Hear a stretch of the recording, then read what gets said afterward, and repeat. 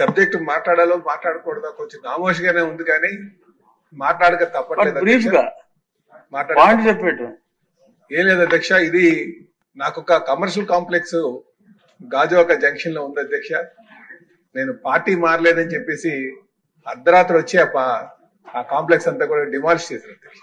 దీని మీద ఎంక్వైరీ చేయమని చెప్పేసి నేను కంప్లైంట్ కూడా మంత్రి గారికి ఇచ్చాను. దీని మీద ఎంక్వైరీ చేయకపోతే నేను అక్కడ ప్లాన్ అప్రూవల్ లేకుండా వైలేట్ చేసి కట్టారనే భావన ప్రజల్లో ఉంది అధ్యక్ష. అందుకే నేను వైలేట్ చేశానో వైలేట్ చేయలేదా అన్న దాని మీద ఎంక్వైరీ చేస్తేనే కదా తెలుస్తుంది. మేము 2వ తరం రాజకీయ నాయకుల కింద ఉన్నాం. మేము నాకు నోటీస్ ఇవ్వకంట ఎక్కడైనా ఒక బిల్డింగ్ కొట్టాలంటే 2 నోటీసులు ఇవ్వాలి అధ్యక్ష. దానికి సరైన సమాధానం చెప్పలేనప్పుడు వచ్చి ఎరగొట్టాలి, డిమాలిష్ చేయాలి. కానీ అర్ధరాత్రి నైట్ కర్ఫ్యూ ఉంటున్న టైంలో వచ్చి అది ఎరగొట్టడం జరిగింది.